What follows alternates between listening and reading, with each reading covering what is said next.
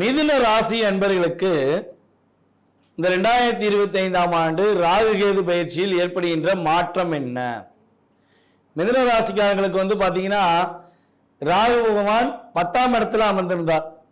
மிதுன ராசிக்கு 10ஆம் இடமான மீன ராசியில அமர்ந்திருந்த ராகு பகவான் கும்ப ராசிக்கு 9ஆம் இடத்துக்கு வர்றார்.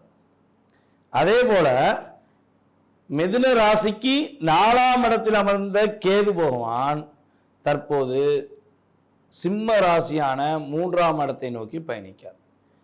இப்போ ராகு 9ஆம் இடத்துக்கும் கேது 3ஆம் இடத்துக்கும் வருவதனால் என்னென்ன மாற்றங்கள் ஏற்பட போகுது, நம்மளுடைய மிதுன ராசிக்காரங்க என்னென்ன விஷயங்கள்லாம் நீங்கள் நன்மையை பெற போகிறீங்க அப்படிங்கிறத பற்றி பார்ப்போம். அதற்கு முன்னாடி கடந்த காலங்களில் ஒரு 1.5 வருஷமாக 2 வருஷமாக நான் சனி பயிற்சி நம்ம கட்டாயமாக இதில் எடுத்துக்கிறோம். மிதுன ராசிக்கு என்னென்ன போராட்டங்கள் வந்துச்சு அப்படிங்கிறத ஃபஸ்ட்டு தெரிஞ்சுக்கிறோம். தொழில் நிரந்தரமான தொழில் இல்லை. இந்த தொழிலை பார்த்தா அதுலேயும் ஏற்றம் இல்லாமல் போச்சு, அந்த தொழிலை பார்த்தேன் அதுலேயும் ஏமாற்றமே வந்துச்சு.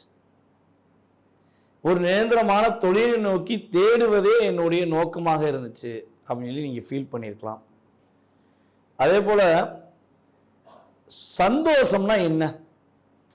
இந்த 1.5 வருஷமாக உங்களுக்கு சந்தோஷம்னா என்னன்னு கேட்குற அளவுக்கு தான் உங்களுடைய வாழ்க்கையில் நடைமுறையில் உங்களுக்கு நடந்த விஷயமாக இருக்கும்.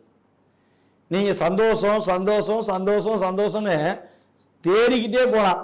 அதில் மிதுன ராசியில் சந்தோஷங்கிற பேர் கூட உள்ளவர் கூட இருக்கலாம், ஆனால் சந்தோஷம் மட்டும் இருந்திருக்காது. மகிழ்ச்சிங்கிறதே ரொம்ப ரொம்ப கம்மி. அப்படி சந்தோஷம் இருந்தது என்று நினைத்தால் உங்கள் சுய ஜாதகத்தில் ஏதாவது ஒரு கிரகமைப்பு வலிமையாக இருந்திருக்கும். அப்போ தான் ஏதாவது ஒரு எட்டி பார்க்குற சந்தோஷம் கிடச்சிருக்கும்.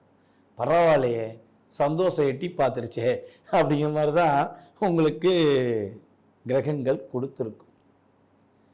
அப்போ சந்தோஷமும் இல்லை, ஒரு பொருளாதாரத்திலையும் முன்னேற்றமும் இல்லை.